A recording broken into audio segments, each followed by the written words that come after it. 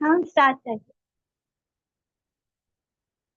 ओम अज्ञानतिमिरान्धस्य ज्ञानशलाकया तस्मै श्रीगुरवे नमः। वाञ्छाकल्पतरुभ्यश्च कृपा सिन्धुभ्येव च पतितानां पावनेभ्यो वैष्णवेभ्यो नमो नमः। जय श्री कृष्ण चैतन्य प्रभु नित्यानंद श्री अद्वैत गदाधर शिवासादि गौर भक्त। हरे कृष्णा कृष्ण कृष्ण हरे हरे, हरे राम राम राम हरे हरे। तो कल हम लोग ने प्रेम सरोवर से स्टार्ट किया हरे था। कृष्णा माता। एंड हरे कृष्णा ललित। तो कल प्रेम सरोवर से स्टार्ट किया था, फिर यशोदा कुंड, हाव बिलाव, मधुसूदन कुंड, चरण पहाड़ी, पानीहारी कुंड, गायों का खूटा, वृंदा देवी, ये सब होते हुए हम पावन सरोवर पे पहुंचे थे। और फिर आज हम पावन सरोवर से स्टार्ट करते हैं। तो पावन सरोवर जो है, ये सरोवर नंदगांव से नॉर्थ में, उत्तर में नंदीश्वर पर्वत से उतरकर काम्यवन जाने के मार्ग के बगल में है, राजमार्ग के बगल में है।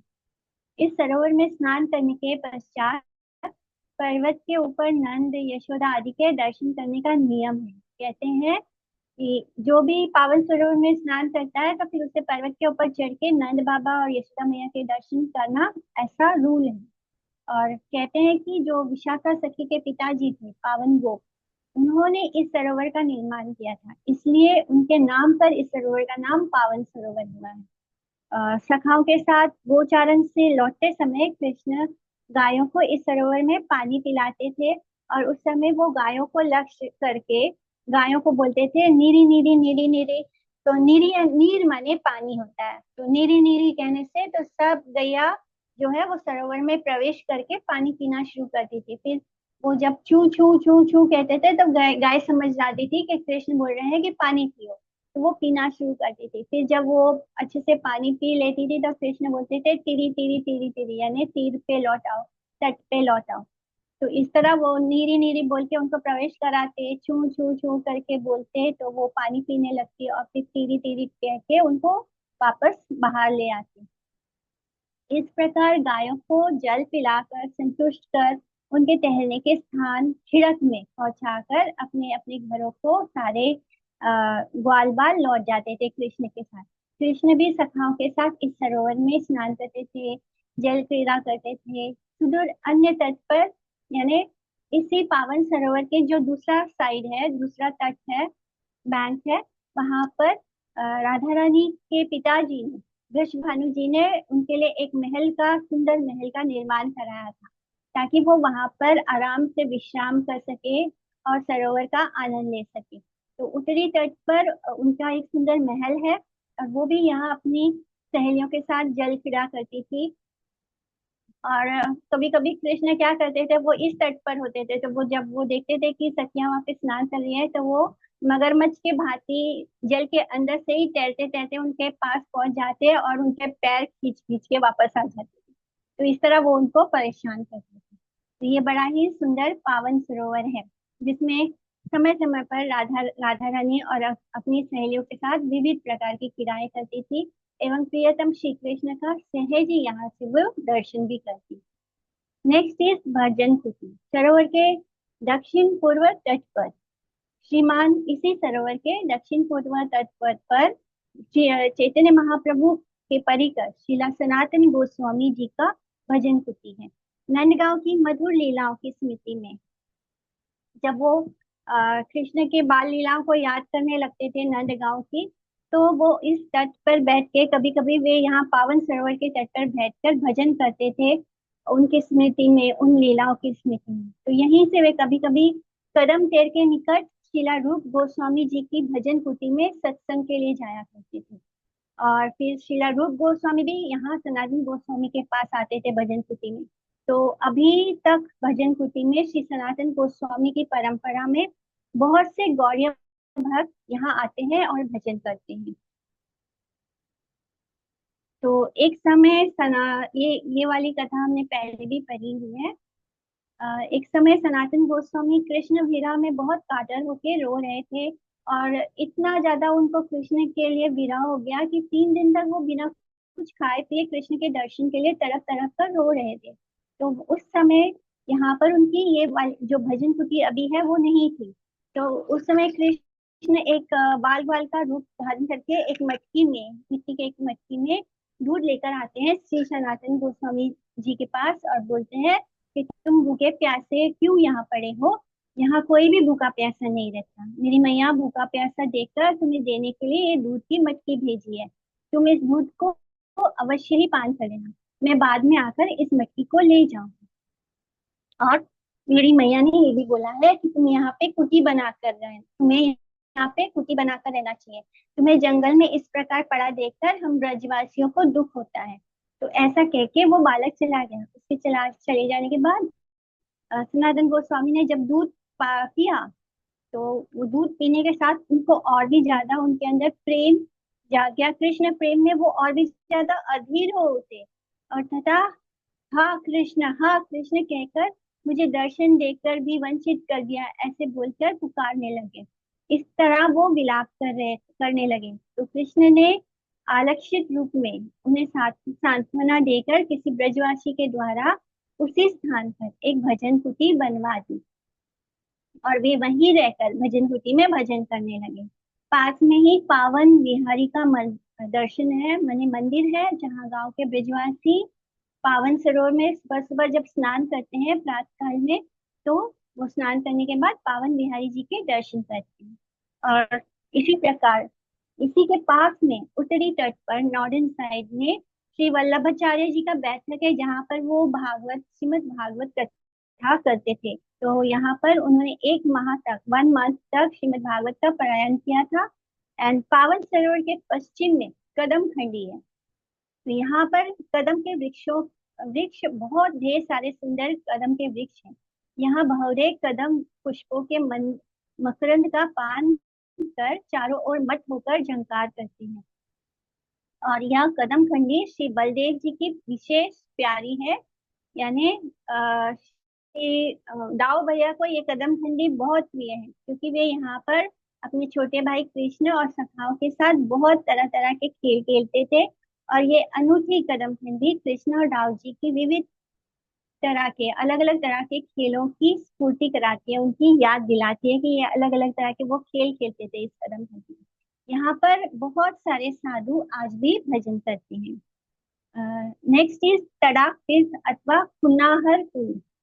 ये पावन सरोवर के निकट उत्तर पूर्व में स्थित है। श्री पर्जन्य गोप जिनके पुत्र हैं नंद बाबा, श्री पर्जन्य गोप की आराधना स्थली है। पहले वे अपुत्र थे, यानी पहले उन्हें कोई पुत्र नहीं था। तो देवऋषि नारद जी उनको मिलते हैं, उन्हें लक्ष्मी नारायण का मंत्र में दीक्षित करते हैं और उसके बाद उन्होंने अन्न जल परित्याग करके कठोर रूप में आराधना की थी। और वे त्रिसंध्या इस सरोवर में स्नान कर देवार्चन करते हुए अपने गुरु प्रदत्त मंत्र का जप करते थे। और कुछ दिनों के बाद उन्हें एक आकाशवाणी सुनाई दी थी कि हे पर्जन्य, तुम्हारे सर्वगुण संपन्न 5 पुत्र होंगे। उनमें जो मध्य पुत्र है नंद, उनके पुत्र के रूप में स्वयं भगवान श्री हरि जन्म ग्रहण करेंगे और वे असुरों का ध्वंस करके उनका नाश करके विविध प्रकार की लीलाएं करेंगे। तो पर्जन्य के अन्न और जल को त्याग कर आराधना करने के कारण इस कुंड का नाम क्या हो गया? खुन्नाहर कुंड। खुन्नाहर का मतलब है अन्न जल त्याग। नेक्स्ट इज धोनी कुंड। धोनी कुंड यानी धोना। नांदगांव के उत्तर पश्चिम कोण में नंदीश्वर पर्वत के नीचे तथा पावन सरोवर के कुछ पास में ही यह कुंड स्थित है।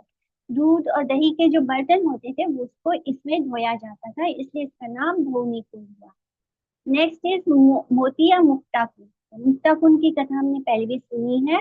तो उसमें प्रसंग बदल जाता है, यानी अलग अलग कल्प में लीला अलग अलग हो जाती है। नंदेश्वर तड़ाक के उत्तर में लगभग 1 मील की मील पर मुक्ता कुंड अवस्थित करील और पीलू के वृक्षों से परिवेष्टित बहुत ही रमणीय स्थान है। यानी वहाँ पे ढेर सारे करील और पीलू के वृक्ष हैं, जो बहुत ही सुंदर और बहुत अच्छा सुंदर लगता है वो स्थान इन वृक्षों के कारण। कृष्ण गोचारण के समय सखाओं के साथ इस कुंड में गायों को जल पिलाकर खुद भी जल पान करके विविध प्रकार के खेल करते थे, क्रीड़ा करते थे। अब किसी समय कृष्ण ने यहाँ पर मुक्ताओं के यानी मोतियों की खेती प्रचुर रूप में मुक्ताएं पैदा की थी। तो अब ये दूसरी लीला है कि कैसे कृष्ण मोतियों की खेती करते हैं। जब कृष्ण ने पौगंड अवस्था पार कर किशोर अवस्था में प्रवेश किया तो उस समय यशोदा मैया कृष्ण की सगाई के लिए चिंता करने लग गई। तो उनको वृषभानु महाराज की कन्या राधा रानी सर्वगुण संपन्न किशोरी बहुत पसंद थी। तो ये बात जो राधा रानी की माता जी है कीर्तिका जी को मालूम हुई। उन्होंने अपने पति वृषभानु जी से कहकर अलग अलग तरह के कपड़े लत्ते अलंकार प्रचुर मुक्ताएं मुक्ता यानी मोतियों को एक दलिया में भरकर नंद भवन में सगाई के लिए भेज दिया। यानी अपनी बेटी की राधा रानी की सगाई वो कृष्ण के साथ करने के लिए वो सारे जो भेजे जाते हैं वो सारे सामान उन्होंने भेज दिए। तो ब्रजराज नंदन एवं ब्रजरानी यशोदा इसे देखकर बहुत प्रसन्न होते हैं, लेकिन फिर सर पे हाथ रखकर बैठ जाते हैं, क्योंकि जो वृषभानु जी थे वो नंद बाबा से ज्यादा रिच। लेकिन अब यशोदा मैया जब देखती हैं कि इतने ढेर सारे सामान सब आए हैं शगुन के तौर पे, तो उनके पास उतना देने के लिए वो जो मोतियां हैं वो उनके पास उतनी नहीं थी। तो अब उन्होंने वो अपने सर पे हाथ रखकर बैठ जाती है और सोचने लगते हैं कि हम हमें भी बरसाने में इसके बदले सगाई के लिए इससे भी अधिक मुक्ताएं भेजनी पड़ेंगी। यानी कि ये ऐसा नियम है कि लड़कों वालों को लड़की वालों से ज्यादा भेजना है। किंतु घर में तो इतनी मोतियां है ही नहीं, मुक्ताएं है ही नहीं। तो इस प्रकार वो बहुत चिंता करने लग गई। तो इतने में कृष्ण जी कहीं से आते हैं, घर में प्रवेश करके पूछते हैं कि क्या हुआ मैया, तुम इतनी चिंता क्यों कर रही?" मैया ने अपनी चिंता का कारण बताया। तो कृष्ण ने कहा कोई चिंता की बात नहीं, मैं शीघ्र ही इसकी व्यवस्था कर दूंगा। तो इसके बाद कृष्ण ने अवसर पाकर जो मोतियां थी उन मोतियों को चुरा लिया, जो घर में मोतियां थी जितनी उनको चुरा लिया और इसी कुंड के पास, जिसे अभी मुक्ता कुंड कहा जाता है, वहां पर मिट्टी खोदी और उन्हें बो दिया और गायों के दूध से प्रतिदिन उन्हें सींचने लगे। तो यहाँ नंद बाबा और मैया यशोदा ये देखकर और भी चिंतित हो गए कि घर में जो मोतियां थी जो मुक्ताएं थी वो भी अब नहीं है। तो अब वो कैसे भेजेंगे बरसाने, तो शगुन कैसे भेजेंगे। तो उन्होंने कृष्ण से इस संबंध में पूछते हैं, उस बारे में पूछते हैं। तो कृष्ण ने कहा कि हाँ मैंने उन मुक्ताओं को खेती की है और मैया उससे बहुत सारी मुक्ताएं निकली हैं। तो ऐसे सुनकर बाबा और मैया ने कहा अरे लाला, कहीं मुक्ताओं की भी खेती होती है। तो कृष्ण ने मुस्कुरा कर कहा कि हाँ हाँ, जब मेरी मुक्ताएं फलेंगी तो आप सब देख लेना। तो बड़े आश्चर्य की बात हुई कि कुछ दिनों में मुक्ताएं अंकुरित हो गई और उनमें हरे भरे पौधे निकल आए और देखते देखते कुछ ही दिनों में पौधों में फल लग गए और अनंतर में और उन फलों के पुष्ट और पक जाने पर उसमें अलौकिक प्रभा तेज उत्पन्न हो गया। वो चमकने लगे वो फल, और फलों के पुष्ट और पक जाने पर उनमें से दिव्य लावण्य युक्त मुक्ताएं निकलने लगी और अब तो मुक्ताओं की ढेर लग गया घर में। और कृष्ण ने प्रचुर मात्रा में मुक्ताएं मैया को दे दी। फिर तो मैया बड़ी बड़ी सुंदर 3-4 डालियां उनके पास से जितने आए थे बरसाने से उससे ज्यादा 3-4 डालियां भरकर मुक्ता सोने के अलंकार वस्त्र बरसाने में राधा जी की सगाई के उपलक्ष्य में भेज दिया।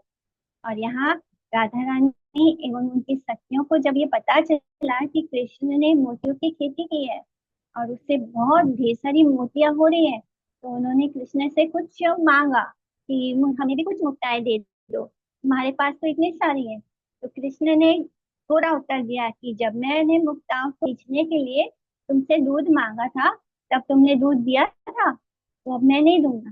तो मैं अपनी गौओं को, मैं ये मेरे पास जो ये एक्स्ट्रा मुक्ताएं है मैं उनको अपनी गौओं को सजाऊंगा, उन्हें बहुत सुंदर बनाऊंगा, पर तुम्हें नहीं दूंगा। तो इस पर गोपियों ने चिढ़कर एक दूसरी जगह वो भी ऐसे ही करते हैं। उन्होंने देखा कृष्ण ने कैसे बोए थे मोतियां, वो भी अपने घर से जितनी भी मुक्ताएं थे वो ला ला कर उन्होंने जमीन खोद कर उसे बो दिया और रोज गाय के दूध से उसे सींचा, पर उसमें से मुक्ता होने के बदले कांटों के पेड़ हो गए। तो गोपियों ने फिर निराश होकर कृष्ण के पास जाते हैं और उनको सब बताते हैं कि जैसे जैसे तुमने किया था हमने भी किया, फिर उसमें क्यों नहीं हुआ।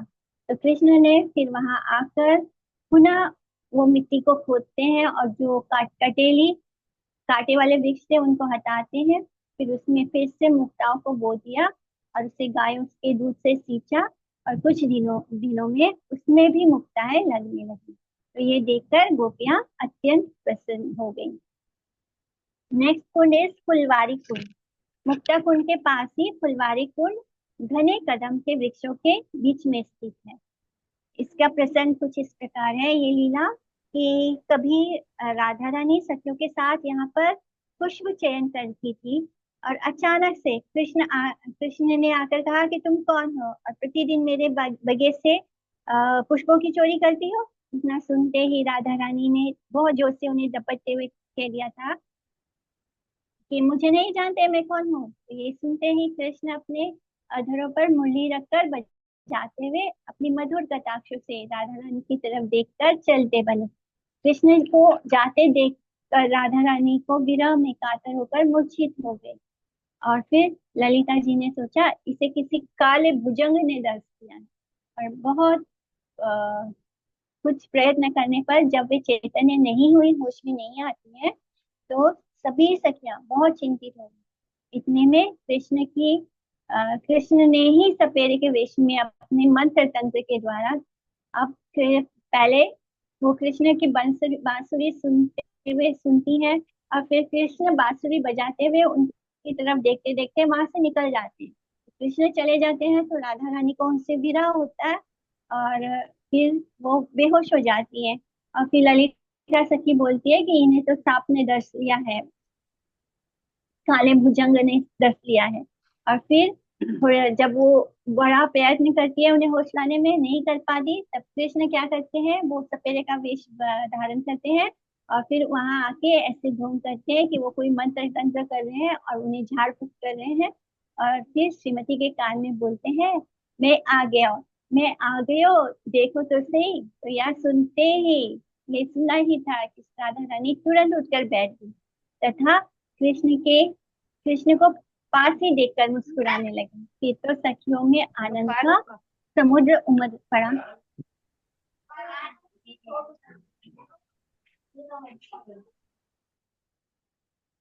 तो इस तरह सारी सखियां बहुत खुश हो गई, आनंद में। तो ये लीला यहाँ पर हुई थी फुलवारी कुंड में। साहसी कुंड, फुलवारी कुंड से थोड़ी दूर पे पूर्व दिशा में विलासवट है, और उसके पूर्व में साहसी कुंड है। यहाँ सखियां राधा रानी को ढाढ़स बनाती हुई उनको कृष्ण से मिलन कराती थी।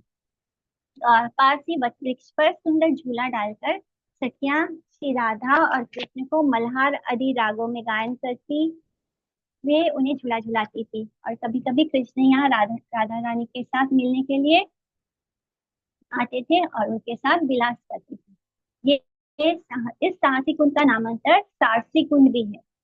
पहले नाम साहसी कुंड था ओरिजिनल में, उसके बाद धीरे धीरे वो सारसी कुंड भी हो गया। कृष्ण और बलदेव सदैव एक साथ रहते, एक साथ खाते, एक साथ खेलते और एक साथ सोते भी थे। तो एक समय यहाँ पर दोनों भाई खेल रहे थे। यशोदा मैया दोनों को ढूंढती हुई यहाँ आई और बड़े प्यार से उन दोनों को सारस का जोड़ा कहकर संबोधन किया। तब से इस कुंड का नाम सारस कुंड हो गया। उन्हें यशोदा मैया ने सारस का जोड़ा कहा था कृष्ण और बलराम को। तो इसके पास ही अगल बगल में श्याम पीपरी कुंड, बटकदम और क्यारी बटकुंड आदि बहुत से कुंड हैं। यहाँ वट वृक्षों की क्यारी थी। तेर कदम, रासमंडल वेदी। तो अब हम तेर कदम पे पहुंचते हैं। तेर कदम बहुत फेमस है, जहाँ पे कृष्ण अपनी गैयों को बुलाते थे। नंदगांव और जावट के ठीक बीच में तेर कदम स्थित है। रासस्थली होने के कारण यहाँ रासमंडल वेदी भी है। और कृष्ण गोचारण के समय तीसरे पहर में इस कदम वृक्ष के ऊपर चढ़कर अपनी मुरली के द्वारा कृष्ण अपनी मुरली बजाते थे, तो मुरली की धुन इस तरह बजती थी कि वो गैया का नाम पुकारती थी मुरली। तो मुरली के द्वारा श्यामली, धौली, पीताम्बरी, कालिंदी आदि प्रिय गायों को तैरते, अर्थात तेर कदम में तैरना मतलब पुकारना होता है। तो इस तरह वो गायों को टेरते थे, अर्थात पुकारते थे। उनकी बंसी की टेर को सुनकर सारी गायें झट से वहां उपस्थित हो जाती थी। कृष्ण अपनी मणि माला के ऊपर, उनके पास एक मणियों की माला थी जिसके ऊपर वो अपनी गायों की संख्या को काउंट करते थे। और दो एक बाकी रहने पर अगर कुछ एक दो गाय कम होती थी तो उन्हें उन गायों का नाम लेकर पुकारते थे। मैंने उनके पास लाखों गैया थी और उन सब गैयों का नाम कृष्ण को पता था। और उनकी बंसी की धुन हर गाय का नाम पुकारती थी। और जब कोई नहीं लौटती थी तब उन्हें पता होता था कि कौन सी गैया नहीं लौटी है, फिर उन्हें बजाकर वो पुकारते थे। इस प्रकार जब सारी गायें एकत्रित हो जाती तब उन्हें लेकर अपने घर की ओर प्रस्थान करते थे। और फिर कभी कभी पूर्णिमा के छिटकते हुए प्रकाशपूर्ण रात्रि काल में यहाँ स्थित कदम वृक्ष के ऊपर चढ़कर बंसी द्वारा सखियों का नाम ले लेकर पुकारती। और वे सारी गोपियां जिस तरह वो गायों को बंसी की धुन से उनका नाम पुकारते थे, इसी तरह वो गोपियों का भी नाम पुकारते थे पूर्णिमा की रात्रि को। इसी अ, जगह पर, तेर कदम की जगह पर कदम के वृक्ष के ऊपर चढ़ के। और वे सारी गोपियां तन मन एवं संसार की शुद्ध बुद्ध होकर, मंत्र मुग्ध होकर यहाँ पर उनसे मिलती थी तथा उनको कृष्ण के साथ नित्य गीत से परिपूर्ण रास विलास संपन्न होता था। एक्चुअली ये गोपियां हमें सिखाती हैं कि जो, जैसे कि हम बार बार बोलते हैं ना कि हम जिन्हें अपना माता पिता भाई बहन पति बंधु समझते हैं, तो वो सब हमारे कोई नहीं है। हमारा असली रिश्ता किसके साथ है? कृष्ण के साथ। तो ये सब माया के द्वारा रचित है, यानी ये देह, ये जो हमारा शरीर है, ये जो हम 84 लाख योनि, ये सब कुछ माया के द्वारा रचित है क्योंकि हम भोग करना चाहते थे। तो इसलिए ये जो गोपियां हैं ये हमें सिखलाती हैं, क्योंकि जब इनके बच्चे, इनके पति, ये सब जब कृष्ण इनको पुकारते हैं तो ये सब कुछ छोड़कर उनके पास चली जाती है। इन्हें कोई सुध मैंने किसी की चिंता नहीं करती कि ये मेरा पुत्र है या मेरा बच्चा है, या वो कुछ तो दूध पिलाते पिलाते भी शिशुओं को छोड़कर निकल जाती थी। मैंने ये सब कुछ माया है, जो हम जिनको अपना मान रहे हैं वो सब माया है। हमें जब कृष्ण के पास जाना हो तो हमें सब कुछ छोड़कर कृष्ण को एक्सेप्ट करना है। तो ये गोपियों गोपी भाव है। इसलिए भी इस स्थल को कदम तेर कहते हैं, क्योंकि वो यहाँ पे रासथली में कृष्ण गोपियों को पुकारते थे, इसलिए तेर देते थे। यहाँ पर बहुत से कदम के वृक्ष थे, किंतु वर्षा का पानी भरा रहने के कारण सारे कदम के वृक्ष अंतर्धान हो गए हैं। यानी बारिश के पानी यहाँ पे हमेशा भरा रहता है, जिससे कि अब वहाँ पे कदम के वृक्ष नहीं दिखाई देते। समय समय पर यहाँ पर भजन करने वाले संत महात्मा लोग यहाँ कदम के वृक्ष लगाते आए हैं। हर बार वो कदम के वृक्ष यहाँ पे लगाते रहते हैं जो संत महात्मा यहाँ आते हैं। गोपाष्टमी के दिन ब्रजवासी कृष्ण बलदेव को नंदगांव से यहाँ पधराते हैं तथा यहाँ पर समाज नामक गायन होता है और गायों का पूजन होता है और उन्हें घास गुड़ आदि खिलाने का बहुत ही सुंदर कार्यक्रम होता है। अभी गोपाष्टमी आने वाली है। श्री रूप गोस्वामी की भजन कुटी। तो कदम तीर से सटी हुई पश्चिम में शिलारूप गोस्वामी की भजन कुटी स्थित है। शिलारूप गोस्वामी कृष्ण की मधुर लीलाओं की स्मृति के लिए प्राय इस निर्जन स्थल पर भजन करते थे। वे यहाँ पर अपने प्रिय ग्रंथों की रचना भी करते थे। उन्हें जब किसी के कभी कभी महाभाव में श्रीमती राधिका के विप्रलंबा भाव की स्फूर्ति होती थी, तो हठात इनके मुख से विप्रलंबा भाव में श्लोक निकल आते थे। तो उस समय यहाँ के कदम वृक्ष विप्रलंबा भाव, यानी जब राधा रानी कृष्ण के विरह में होती है, तो जब शिलारूप गोस्वामी इस भाव में चले जाते थे, जब उन्हें भी राधा रानी के वो भाव महसूस होने लगते थे, तो जो वो ग्रंथ लिखते थे तो उसमें वो उस तरह के विप्रलंबा भाव के श्लोक आने लगते थे, निकलने लगते थे। उस समय यहाँ के कदम वृक्षों के सारे पत्ते उस विरह अग्नि में सूखकर नीचे गिर जाते थे। यानी जब शिलारूप गोस्वामी उस भाव में श्लोक लिखते थे जिसमें राधा रानी का विरह होता है, तब जो कदम के वृक्ष के नीचे बैठ के वो श्लोक लिख रहे होते थे, तो वो कदम का वृक्ष भी उस विरह अग्नि को महसूस करने लगता था और उसके जितने भी पेड़, उस पेड़ पे जितने भी पत्ते होते थे वो सारे नीचे गिर जाते थे। और पुनः इनके हृदय में युगल मिलन की स्फूर्ति होते ही इन पदों को सुनकर कदम वृक्षों में नई नई कोपलें निकल आती थी। और जब श्री रूप गोस्वामी कृष्ण और राधा रानी के मिलन की स्मृति में होते थे, और फिर वो उन उस पदों की रचना रचना करते थे जिसमें कृष्ण और राधा रानी का मिलन हो रहा है, तो वही कदम के वृक्ष में नए नए पत्ते आने लगते थे, कोपलें निकल आती थी। यानी वो जो कदम का वृक्ष है वो भी उनके पद सुनकर रिस्पॉन्ड करता था। तो एक समय शिला सनातन गोस्वामी शिला रूप गोस्वामी से मिलने के लिए यहाँ आए, तो उन दोनों में कृष्ण की रसमयी कथाएं होने लगी। दोनों कृष्ण कथा में इतने खो गए कि उन्हें समय का ध्यान नहीं रहा। और फिर दोपहर के पश्चात आवेश कुछ कम होने पर शिलारूप गोस्वामी ने सोचा कि प्रसाद ग्रहण करने का समय हो गया है, कि मेरे पास तो कुछ है ही नहीं। तो श्री सनातन गोस्वामी को क्या खिलाऊं मैं, क्योंकि मैंने वो यहाँ आए हैं और मेरे पास उन्हें प्रसाद में देने के लिए कुछ भी नहीं है, तो इसलिए वो चिंतित हो गए। इतने में ही साधारण वेश में एक सुंदर सी बालिका वहां उपस्थित हुई और शिलारूप गोस्वामी को कहने लगी, बाबा, मेरी मैया ने चावल दूध चीनी मेरे हाथों से भेजी है, तुम जल्दी से इसे खीर बनाकर पालो।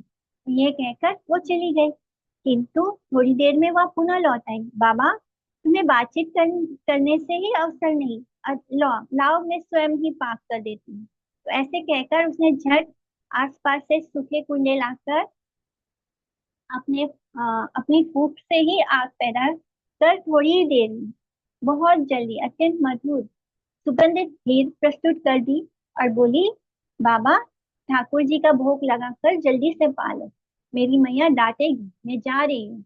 ऐसा कहकर वो चली गई। तो शिला रूप गोस्वामी श्री कृष्ण को समर्पित कर खीर सनातन गोस्वामी के आगे आ, वो गोस्वामी के आगे रख दिए। तो दोनों भाइयों ने जब खीर खाई तो उन्हें राधा कृष्ण की स्फूर्ति हो आई, और वे हाँ राधे कहकर विलाप करने लगे। तो सनातन गोस्वामी ने कहा, मैंने ऐसी मधुर खीर जीवन में कभी नहीं खाई। रूप, क्या भोजन के लिए तुमने मन ही मन अभिलाषा की थी कि वह किशोरी और कोई नहीं, महाभाव कृष्ण प्रिया श्रीमती राधा रानी ही थी। भविष्य में तुम इस प्रकार कष्ट मत देना। मने, तुम इस तरह मन में ऐसे मत भाव लाना कि राधा रानी को यहाँ आने पड़े, उन्हें कष्ट उठाना पड़े, क्योंकि राधा रानी स्वयं आई, उन्होंने स्वयं खीर पकाया। तो उन्हें ये सोचकर ग्लानि होने लगे कि, और उन्होंने कहा कि भविष्य में तुम इस प्रकार कष्ट मत देना। अपनी त्रुटि समझकर शिला रूप गोस्वामी बड़ा ही खेद करने लगे। जब उन्हें कुछ झपकी आए तो सपने में राधा रानी ने उन्हें दर्शन देकर अपने मधुर वचनों से उन्हें सांत्वना दी। नंद बाग शिला रूप गोस्वामी की भजन कुटी के समीप थी। दक्षिण में नंद बाग है, यहाँ महाराज नंद का बगीचा था। तरह तरह के फूल और फलों से लदे हुए भरे हरे भरे वृक्ष और लताएं थी। नंद महाराज की यहाँ एक खिड़क गौशाला भी थी। खिड़क मने गौशाला। कृष्ण बलदेव यहाँ गोदोहन का भी कार्य करते थे, दूध निकालते थे तथा सखाओं के साथ अखाड़े में मल्ल मल्ल क्रीड़ा यानी रेसलिंग करते थे, उसका अभ्यास करते थे। और राधा रानी अपनी सहेलियों के साथ जावट से नंद भगवान आते समय इसी मार्ग से जाती थी। तो एक समय श्रीमती राधिका सहेलियों के साथ पाक क्रिया के लिए नंद भवन आ रही थी, यानी वो हर सुबह आती थी कृष्ण के लिए भोजन बनाने के लिए, क्योंकि यशोदा मैया ने राधा रानी से रिक्वेस्ट किया था। एंड उनको ये वरदान भी मिला था राधा रानी को कि उनके हाथ से जो भोजन बनेगा उसको पाने के बाद मैंने उस व्यक्ति की आयु बढ़ेगी। तो अ, दुर्वासा ऋषि ने राधा रानी की सेवा से प्रसन्न होकर उन्हें ये वरदान दिया। तो यहाँ आने से पूर्व यहाँ आने से पूर्व दूर से सखियों ने ग्वाल बालों के साथ कृष्ण को गोदोहन करते हुए देख लिया, यानी कृष्ण वहां बैठ के गया का दूध निकाल रहे थे। तो दूर से ही सखियों ने देख लिया कि कृष्ण वहां है। तो ललिता सखी ने कहा, हम इस मार्ग को छोड़कर दूसरे मार्ग से चल गए हैं, क्योंकि यहाँ पे तो कृष्ण है। तो ब्रज का लंपट चूड़ामणि गोधन करते हुए कृष्ण नयनों से हमारी ओर देख रहा है, यानी वो गोद होते हुए भी हमारी ओर ही देख रहा है, तो वह कुछ ना कुछ छेड़खानी जरूर करेगा। हम कुछ घूम कर दूसरे रास्ते से चलते हैं। किंतु राधा रानी ने कहा, वह लंपट क्या कर लेगा, हम निर्भय होकर इसी रास्ते से चलेंगे। तो ऐसे कहकर सखियों के साथ वे इसी मार्ग से चलने लगे। जब वे आगे की ओर अत्यंत निकट आ गई, जहाँ पे कृष्ण बैठ के गोदोहन कर रहे थे, दूध निकाल रहे थे, तो अ, वे राधा रानी के मुखमंडल पर दूध की दूध निकालते निकालते गाय के तन से उनकी तरफ मोड़ दिया और दूध की ऐसी धार मारी जिससे कि राधा रानी का सारा चेहरा मुखमंडल दूधमय हो गया। फिर तो सखा और सखियों ने आनंद में ही हिलोरे उठने लगी और सभी हंसने लगे। राधा रानी की बोहे तान राधा रानी के जो आईब्रोज हैं, जो बोहे हैं, तान कर उन्होंने गुस्से में कृष्ण की ओर देखा और कुछ दूर आगे बढ़ने पर उनके गले की मुक्तमाला टूटकर पृथ्वी पे गिर गई और वे बैठकर बिखरी मुक्ताओं को चयन करने लगी। यानी राधा रानी के गले में जो मोतियों की माला थी वो टूटकर वहां पे गिर गई, थोड़ी दूर आगे चलने पर। और फिर वो राधा रानी वहां बैठकर उन मालाओं को बीनना शुरू कर दी। एक एक मोतियों की माला वो उठा रही थी, मोतियां उठा रही थी।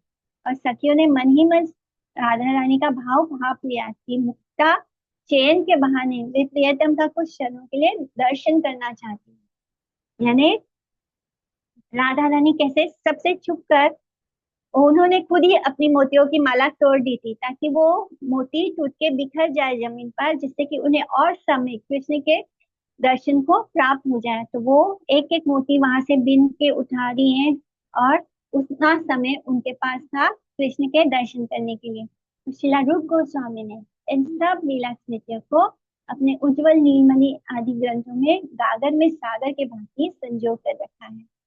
आशीषेश्वर महादेव।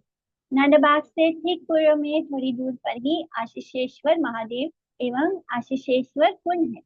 यहाँ स्नान कर पर्जन्य महाराज जी ने सर्व प्रकार की मनोकामनाओं को पूर्ण करने वाले आशीषेश्वर महादेव की आराधना करते थे। और जो नंद बाबा के पिताजी थे पर्जन्य महाराज, और थोड़ी सी आराधना के द्वारा ही प्रसन्न होकर मनोवांछित आशीर्वाद प्रदान करते थे, यानी महादेव, आशीश्वर महादेव। इसलिए इनको आशीषेश्वर महादेव कहते हैं, यानी आशीष देने वाले। बहुत जल्दी थोड़ा सा भी कुछ पूजा आराधना करो तो वो बहुत जल्दी प्रसन्न हो जाते हैं। तो कोई कोई ब्रजवासी ऐसे भी कहते हैं कि इन्हीं के आशीष से, इनके ही आशीर्वाद से पर्जन्य महाराज को सर्वगुण संपन्न 5 पुत्र और श्री कृष्ण जैसे सर्वगुण संपन्न पौत्र की प्राप्ति हुई थी। नेक्स्ट इज जल विहार कुंड। आशीश्वर कुंड के पश्चिम में जल विहार कुंड है, जहाँ कृष्ण सखाओं के साथ जल विहार करते थे। जोगिया स्थल। अ, कृष्ण कुंड के उत्तर पूर्व में स्थित वृक्ष और लताओं से परिवेष्टित या एक मनोरम स्थान है, बहुत सुंदर स्थान है। यहाँ पर महादेव शंकर कृष्ण की आराधना करते हैं और इसलिए इसको महादेव जी की बैठक भी कहते हैं।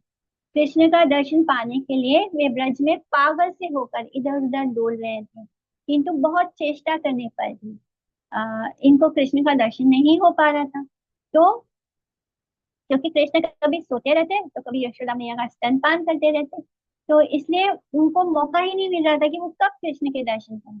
तो विशेषकर माँ यशोदा जटाजूट जूट धारण किए, सर्पों की माला पहने, बैल का सवारी किए त्रिशूलधारी विचित्र वेश वाले जोगी को देखकर कहीं मेरे बालक को बुरी नजर ना लग जाए, ये सोचकर वो बालकृष्ण का दर्शन इसलिए बालकृष्ण का दर्शन कराना भी चाहती थी।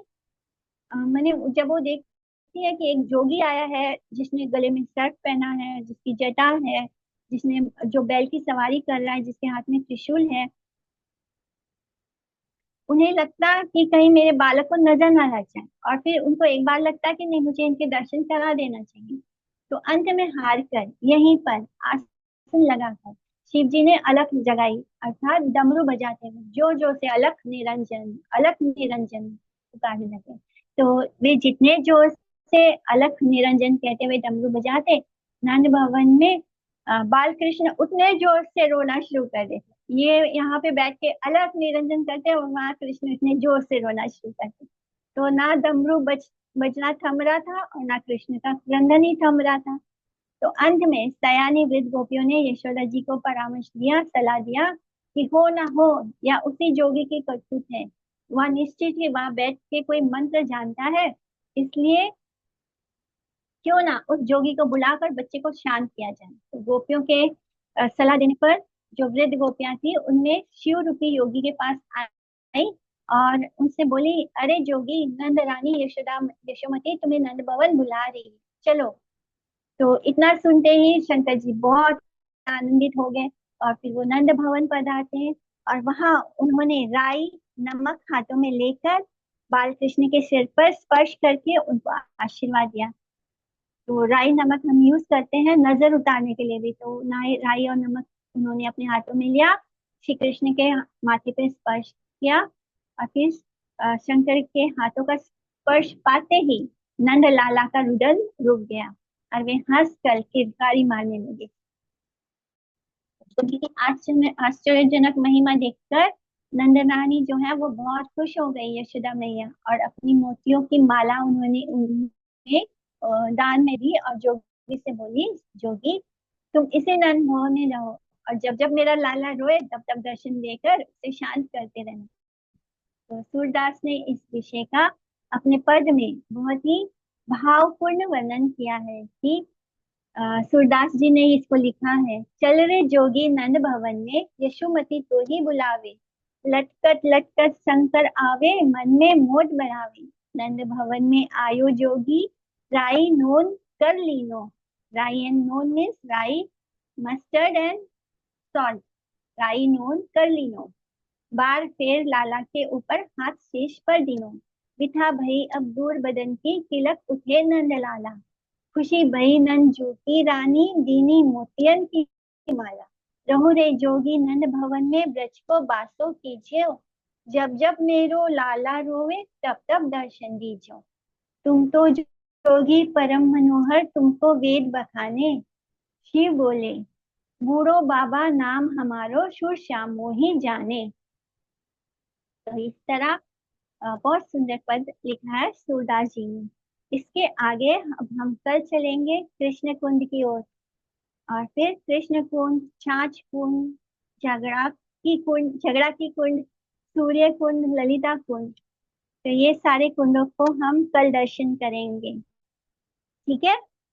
वांछा कल्पतरुभ्यश्च कृपा सिन्धुभ्येव च पतितानां पावनेभ्यो वैष्णवेभ्यो नमो नमः।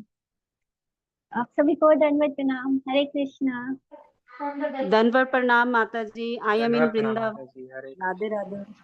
Okay, you are Hare Krishna Vrindavan, माता वेरी दीदी, गुड। धन्यवाद प्रणाम दीदी। हरे हाँ, हरे धनवर कृष्णा। प्रणाम। दीदी आप तो बहुत अच्छी साधु अच्छी कथा बताते हो, मैं बहुत अच्छा लगता है सुनने में। Thank you. मुझे भी बहुत अच्छा लग रहा है पढ़ने में। हरे दीदी कृष्णा। हरे कृष्ण दीदी।